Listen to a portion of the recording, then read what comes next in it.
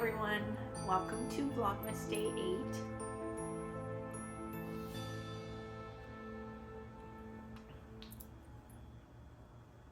So glad you could all join me for another Vlogmas update. I am going to begin by opening up my Advents. So let's start with the sweet nesting.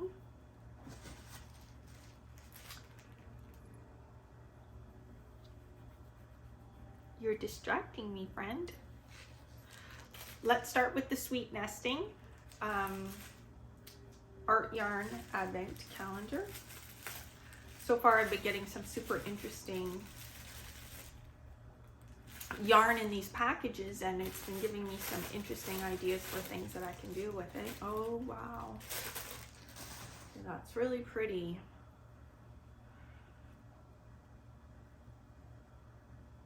Do you want to smell that? So this looks like a pale blue and lavender mini skein. It's fluffy. It's got all the yarn has little bits of fiber coming off of the main skein. I think it's probably a lace. Oh, feels a bit thicker than that. Might be a fingering weight skein with a lot of fuzzy sort of material coming off of it. Super interesting. And I can think of a lot of interesting things to do with it. Moving to the hygge self-made advent. I think my daughter tied a knot in this one. That's okay. Ooh, this side too. Nope. Just a little tight. Oh wow, so this is getting into the really nice brownie tones, but it's also got almost like a reddish quality to it. Matches really nice with this previous skein that I opened. That's really lovely. These colors are gorgeous, and I'm extremely satisfied with all of the mini skeins that I've opened so far. I'm on day 8, which is an even day, which means that I can't open my Rose Hill yarns because I'm only opening those on odd days because it's a 12 skein. So let's move to the cosmetics.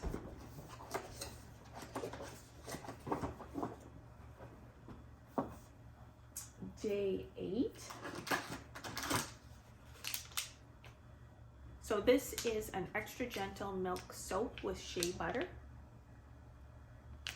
That's very nice.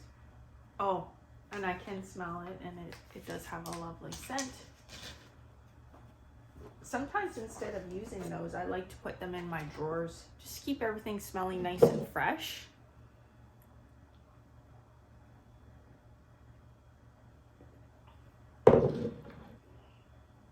And last but not least, my advent calendar from Twice Your Cheap. Oops. We are day 8.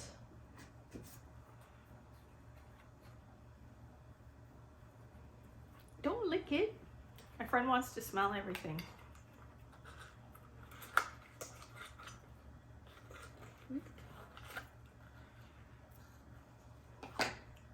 So we have another row counter, very similar to the first one that I received, with the little teardrop bead or raindrop bead on the bottom. These are going to come in so handy. I'm really happy to receive these. That's awesome.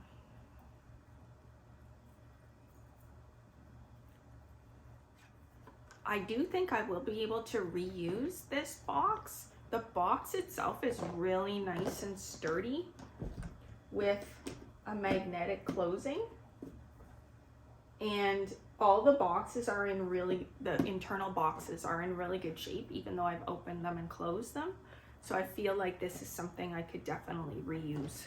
I could make my daughter an advent calendar next year, or my husband, and just use the little boxes, or I could make one for me. Okay, so moving on to a knitting project. Actually, let me get a sip of my coffee. It's really good. I do want to drink it while it's still hot because it is really good.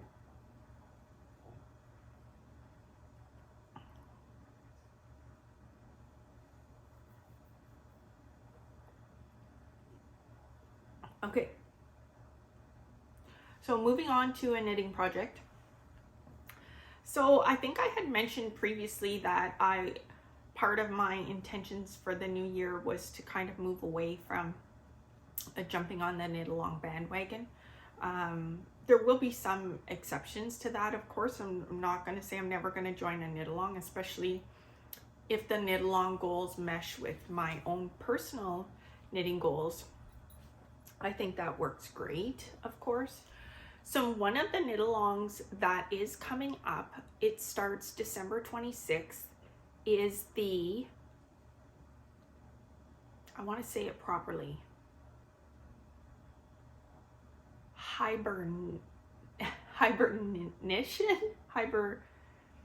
combines the words hibernate and knit. Hibernation. Oh, I'm really messing that up. I will pop it on the screen.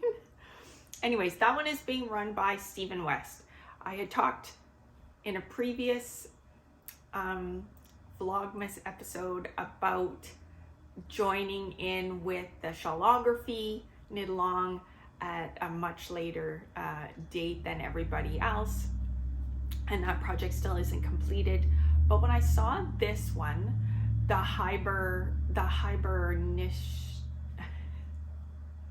when I saw this next knit along coming up, hosted by Stephen West, a couple of things that I did like about it was, one, you could see the project ahead of time, and I do like that.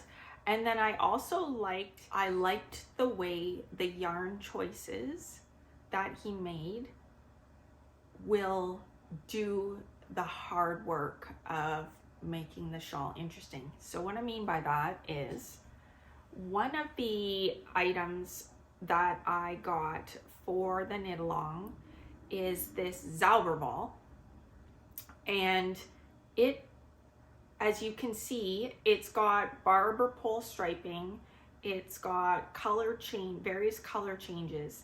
So it's similar to the Spin Cycle yarn, but at a much lower price point. And I really think these Zauberballs are really interesting, and the color combos are really interesting. So when he announced his knit along, you could go on his website and order kits for the knit along. And I did go on to the website right when it opened. As a matter of fact, I went on like a few minutes ahead and got myself all prepared. And then when the kits went live, I looked at them, and there were two that I thought were reasonably priced and I really liked them. And one was a kit with a Zauberball with the olive tones, and then another was a kit with a Zauberball with aubergine. And those were my two favorites. And I was just double checking everything, which in hindsight, I shouldn't have been fiddling around. I should have just picked one and cashed out. But when I settled on the aubergine kit, it was gone. It was sold out. And then when I went back to choose the olive tone kit, it was also sold out. So those two were sold out right away. I guess they were everybody's favorites, and they were at a good price point, because there were other kits that had the Spin Cycle yarns, but they were quite a bit more expensive. And you know, looking back, I'm actually kind of thankful that I didn't get to cash out, because the cost of the shipping from Amsterdam to Canada, plus the duties that the recipient, which would be me, would have to pay when the kids got here, it makes these kits even more exorbitantly priced for Canadians. So in hindsight, probably, I have to say, I'm probably happy that I didn't get that particular kit, because I am very happy with what I ended up getting. So again, I chose this Zauber ball. It's 150 gram skein. You only need one. So 75% strong quality superwash wool and 25% polymid nylon. I think I've got that right. And for this 150 gram ball, it's 400 meters of yarn, and it doesn't say the yardage. So you need one of these to do the project. And then you need 2 DK weight skeins. So I chose Zen Yarn Garden Superfine DK. It's 100% superwash merino. And there are 250 yards or 230 meters per skein. And this is in the colorway guacamole.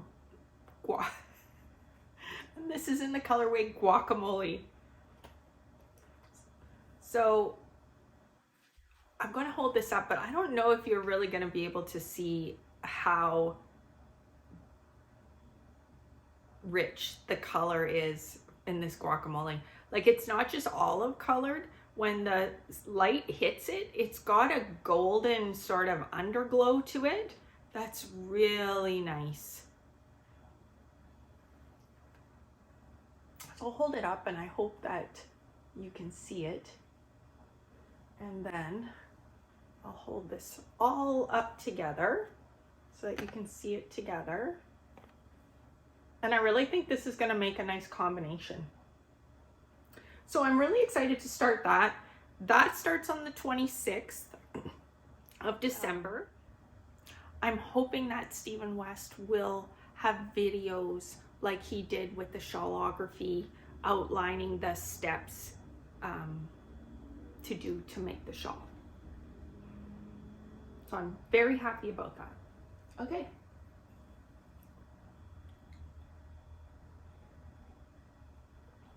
Let's talk quickly about the movie. Did anybody watch A Castle for Christmas starring Brooke Shields and Carrie Elways? I enjoyed the movie a lot. I like a good sappy Christmas movie. It follows the Christmas movie recipe, basically. Which is fine, because sometimes I like something that is low key and I kind of know what to expect. It's low stress because I know what's coming. That's what I find particularly comforting about watching Christmas movies at Christmas time. So it's a Christmas movie. It's a romantic comedy. And there was some knitting involved. So there wasn't a ton of knitting involved, maybe not as much as I had hoped for, but there was a little bit. And I think the thing I found really interesting about this movie that maybe doesn't follow the typical Christmas rom-com genre is that the characters were a little bit older than what you would typically find in this type of movie. So usually in the Christmas sort of Hallmark movie tradition, the characters are late 20s or in their 30s and generally married to their work or something like that until they find love, right? But this particular movie, the characters, I'm pretty sure they're in their 50s, both of those actors.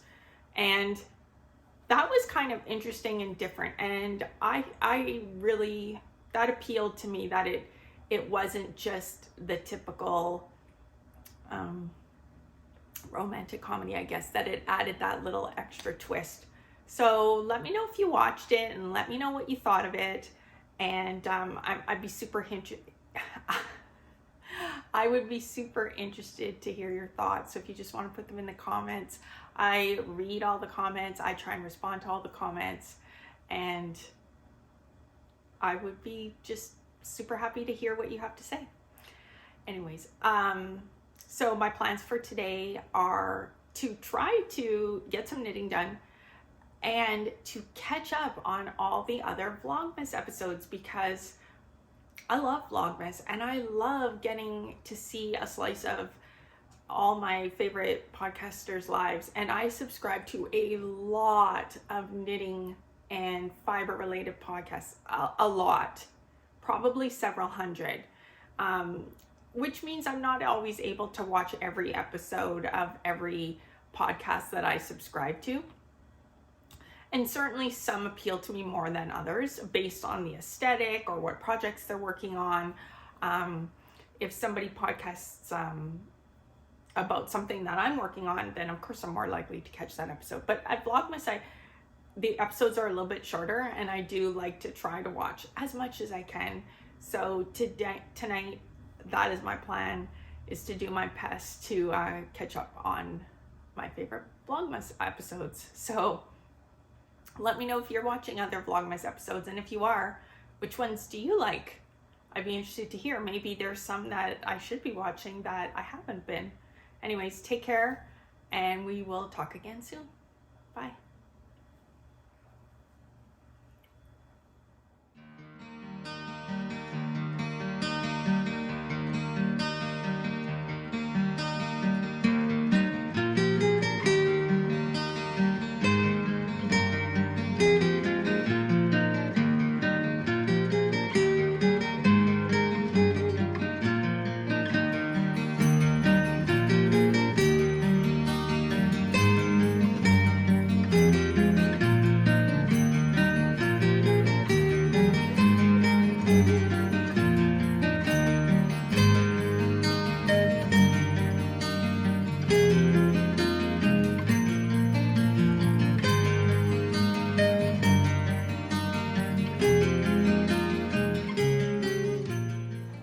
Smell that somebody has their wood burning fireplace on, and I just love that.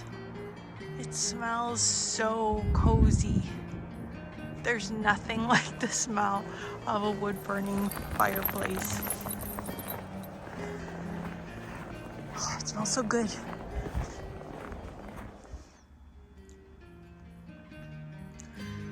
This is a ceramic Christmas tree that my grandmother made. She used to do a lot of ceramic art, and back in the 70s, ceramic Christmas trees were really popular and a lot of people liked them. Almost every house had one, and then they fell out of popularity, and people either gave them away or donated them. And I'm really happy that my sister hung on to this one. My grandmother passed away in 2020, and my sister did not mind passing this Christmas tree along to me. They actually are gaining in popularity again, and I often see them at craft shows now. But I'm happy to have the one that my grandmother made because it's extra special.